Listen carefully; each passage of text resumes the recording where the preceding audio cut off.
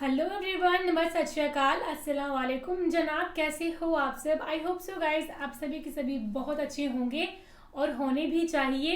सो मौलाना साकिब रज़ा मुस्तफ़ा जी का बयान है ये, और बयान का टाइटल बहुत सुंदर होने वाला है, हज़रत उमर राज़ी तआला अन्हु का खूबसूरत वाक़या। इनके वाक़े वैसे भी बहुत कमाल के और मतलब बढ़िया थे, दिल को एक तसल्ली सी देते हैं जो भी इन्होंने काम किए हैं अपने टाइम पे, आना जैसे भी ये थे, इनका बिहेवियर, इनकी मोरल वैल्यूज है ना, सभी की सभी एक क्लास थी। सो इस वाक्य को सुनते हैं, फिर करते हैं फिर बाकी बातें डिस्कस। ओरिजिनल वीडियो का लिंक डिस्क्रिप्शन में दिया है, रिया साकिब मुस्तफ़ा जी समझाएंगे, आज तो मज़ा ही आ जाएगा। करें प्ले।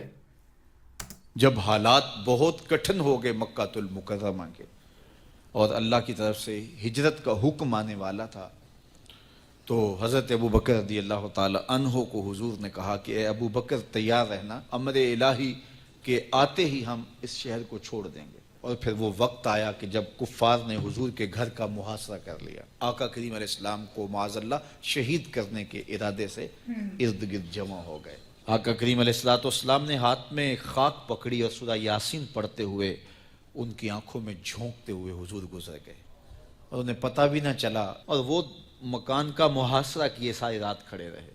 सुबह बिस्तर से हज़रत अली मुर्तज़ा उठे, अल्लाह अकबर। तो आका करीम अलैहिस्सलाम निकल गए और हज़रत अबू बकर सिद्दीक के घर तशरीफ़ ले गए।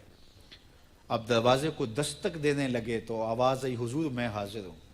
हज़रत अबू बकर सिद्दीक तैयार खड़े थे, तो कहा अबू बकर तुम तैयार हो? कहा हुजूर आपने कहा नहीं था कि तैयार रहना, कभी हिजरत का हुक्म आ सकता है, तो मैं तो उस दिन से ही तैयार रहता हूँ कि कब हुजूर आए और जो फरमाए मैं वही करूँ।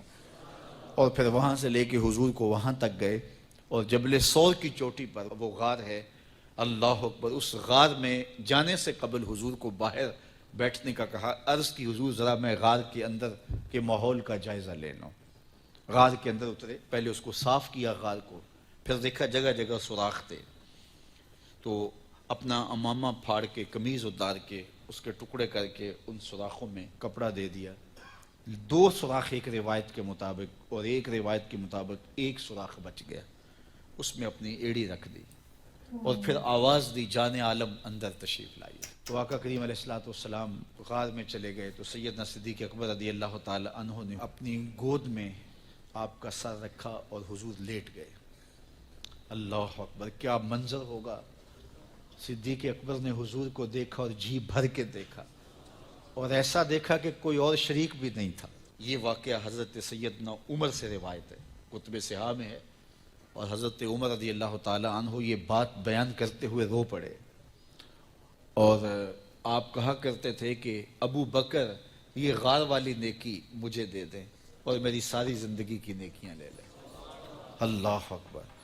तो हुजूर अलैहिस्सलाम हज़रत अबू बकर सिद्दीक की आगोश में हैं। अब हुआ क्या कि सांप ने जब हर रास्ता मसदूद पाया तो खैर वो उस रास्ते पे पहुंचा जहां इंसानी गोश्त नजर आया, तो सांप ने फिर डंग लगाया। सांप का डंग अचानक, तो इंसान तो कप कपा के रह जाता है, अचानक तो चींटी काट जाए तो इंसान कप कपा के रह जाता है, छिपकली गिर जाए अचानक तो बंदा अपने वजूद को जो है वो मुतवाजन नहीं रख पाता। तो नीचे से सांप और वो डंग लगा रहा है, लेकिन लफ्ज़ सुनिए, यह हज़रत उमर की रिवायत है कि हज़रत सैयदना सिद्दीक़ अकबर ने अपनी टांग को जुम्बश नहीं आने दी, मखाफता अन यतनब्बहा रसूलुल्लाह, इस डर से कि कहीं हुजूर बेदार ना हो जाए। सारी तवज्जो इधर रही, बेख्तियार आंखों से आंसू ढलक पड़े, दर्द की शिद्दत इतनी थी, और आंसू गिरे तो हुजूर के रुखसार पे। आका करीम बेदार हो गए। बेदार होते ही मेरे हुजूर ने कहा, माला का या अबू बकर, अबू बकर क्या हुआ? तो ये होती है हंगामी सूरत हाल।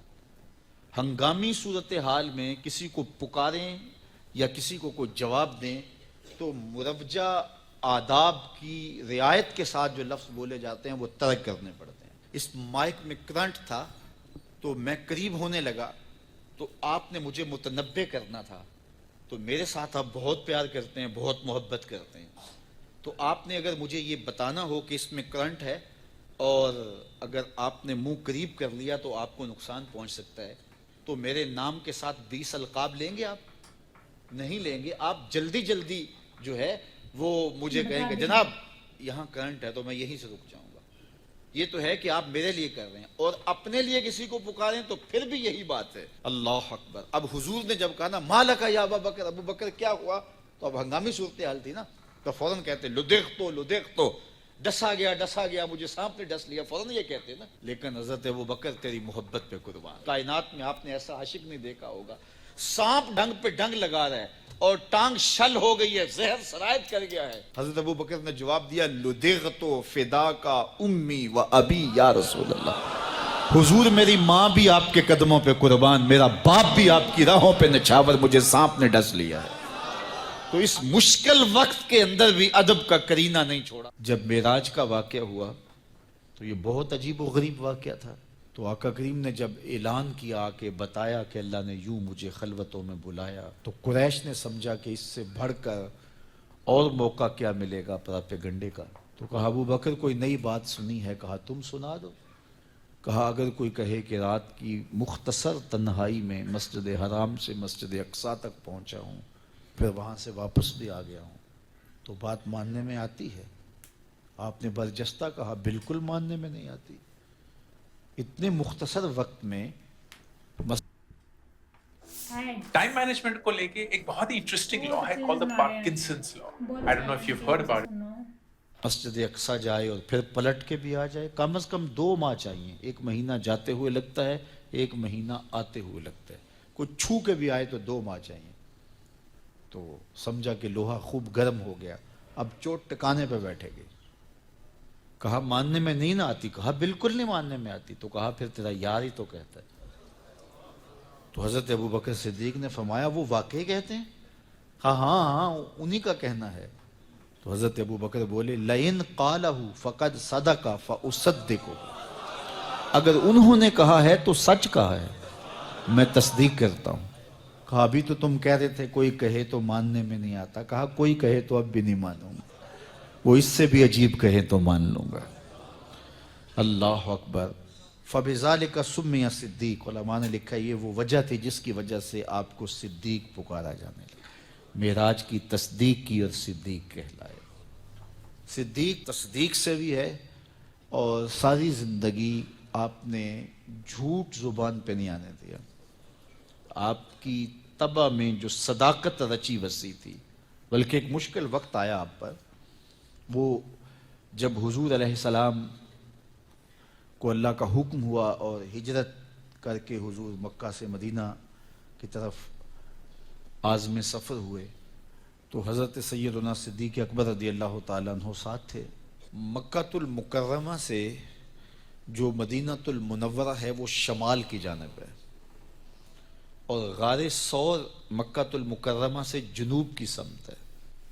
تو آقا کریم علیہ السلام نے سفر کرنا تھا مدینہ شریف کا، تو شمال کی سمت نہیں گئے بلکہ وہاں سے سفر جنوب کی جانب کیا، اور پھر وہاں سے حضور جو ہے وہ 3 دن گزارنے کے بعد مدینہ المنورہ کی جانب روانہ ہوئے۔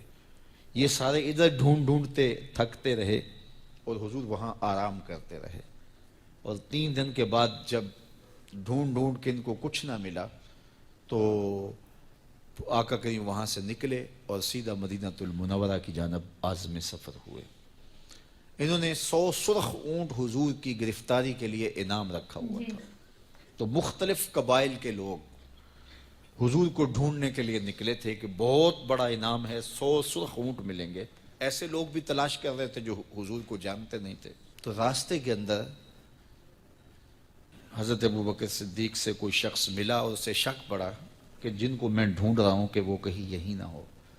تو اس نے حضرت ابو بکر صدیق سے پوچھا آپ کا نام؟ تو انہوں نے کہا میرا نام عبداللہ ہے، ابو بکر ہوں۔ تو اس نے پھر حضور کا پوچھا، اب حضور کو وہ ڈھونڈ رہے ہیں، آج امتحان آیا نا، صدیق اکبر کی صداقت کا امتحان آ گیا اور عشق کا امتحان آ گیا۔ اگر کہیں یہ حضور ہیں تو عشق گوارا نہیں کرتا کہ یہ گرفتاری عمل میں آئے، اور اگر کہیں کہ یہ حضور نہیں ہیں تو ابو بکر صدیق کیسے رہیں گے؟ آج کل تو وہ سڑکیں بن گئی ہیں اور سائن لگے ہوئے ہیں، آپ اکیلے یہاں سے نکلیں تو جہاں جانا چاہیں خود جا سکتے ہیں۔ اس وقت تو پہاڑی راستے ہوتے تھے، یا تو لوگ قافلوں کے ساتھ چلتے تھے اور اگر کسی کو ہنگامی طور پہ اکیلے جانا پڑتا تو وہ گائیڈ ساتھ لیتا جو راستے بتاتا. اس کو عربی میں ہادی کہتے ہیں.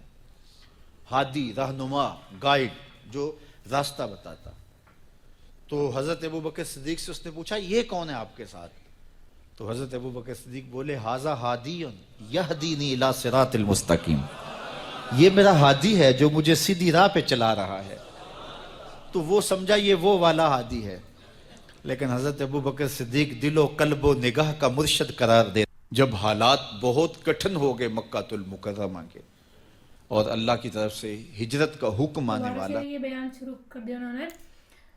سو یہ تھا بیان کی کیسے کیسے ہم نے مطلب ہم محمد سیریز دیکھ رہے ہیں تو ہمیں وہاں سے بہت زیادہ نالج مل رہی ہے اس چیز کی، کیونکہ اگر ہم نے شاید وہ چیز نہیں دیکھی ہوتی محمد سیریز تو ہمیں اتنا خاص پتہ نہیں چلتا اس چیز اور ہم ہر ایک جگہ کنفیوز رہتے ہیں ہاں کہ کیا تھا کون سا کس پہ کیا نہیں تھا. تو thank you so much guys جنہوں نے کیا تھا سجیسٹ کہ آپ جو ہے محمد سیریز بناؤ. اور ابھی ہمیں عمر سیریز کے لیے بھی سجیسٹ کر رہے ہیں، تو اگر ہم وہ بھی دیکھ لیں گے تو اور زیادہ ڈاؤٹس ہمارے ایسے ہی کلیئر ہونے لگ پڑیں گے.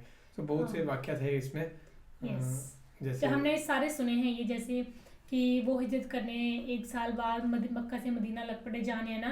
دین لوگوں نے 100 اونٹوں کا انعام ان پہ رکھا، لیکن وہ کیسے بھی چھپ چھپا کے مدینہ پہنچ گئے جہاں کہ ہم ریئیکشن کر رہے ہیں سیریز پہ. آپ لوگ ضرور دیکھیں چینل بیٹ بلاسٹر پہ، لنک ڈسکرپشن میں ہے. وہاں پہ ہم اسی پارٹ پہ پہنچے ہیں کہ وہاں پہ وہ پہنچے ہیں. دیکھتے ہیں نیکسٹ آگے کیا ہوتا ہے وہ ضرور دیکھنا. باقی بیان بہت اچھا تھا، بہت اچھا لگا ہمیں سنا ہے یہ بیان. پر یہ والی لائن نہیں سنی جس میں جو میرے کو بہت پسند آئی کہ جب انہوں نے پوچھا کہ حضرت ابوبکر صدیقی سے کہ یہ کون ہے تمہارے ساتھ، تو حضرت ابوبکر صدیقی کا نام اسی لیے صدیقی پڑا تھا کیونکہ وہ سچ بولتے تھے. اور معراج کے واقعے کے بعد ان کا نام پروفیٹ محمد نے ان کو صدیقی دیا تھا نا، کیونکہ انہوں نے اس ٹائم یہ کنفرم کرایا تھا کہ یہ وہاں پہ صحیح میں گئے تھے نا جنت میں، یا کون سے وہ تھا معراج کے واقعہ کا ہے نا. سو تب انہوں نے یہ کہا کہ یہ میرے ہادی ہیں جو مجھے صحیح راستہ دکھا رہے ہیں نا. مطلب اپنی طرف سے انہوں نے بالکل سچ بولا اور کہ یہ میرے ہادی ہیں، مطلب جو میرے کو صحیح راستہ دکھا رہے ہیں. مطلب پوری پراپر چیز بولی اور وہ مطلب وہی راستہ دیکھنا چاہتے تھے جو پروفیٹ محمد دکھا رہے ہیں نا. سو انہوں نے کچھ بھی غلط ایسا نہیں کہا، انڈائریکٹلی کہا، ڈائریکٹلی نہیں کہا، پر ان کا بولنے کا مطلب وہی تھا، پر آگے والے بندے کو سمجھ نہیں آیا تھا. اور تو یہ تھا واقعہ. باقی آپ سے بھی بتانا کیسا لگا آپ کو یہ والا واقعہ. اور باقی تو فی الحال اس ویڈیو میں thank you so much for watching the video. ملتے ہیں نیکسٹ ویڈیو میں.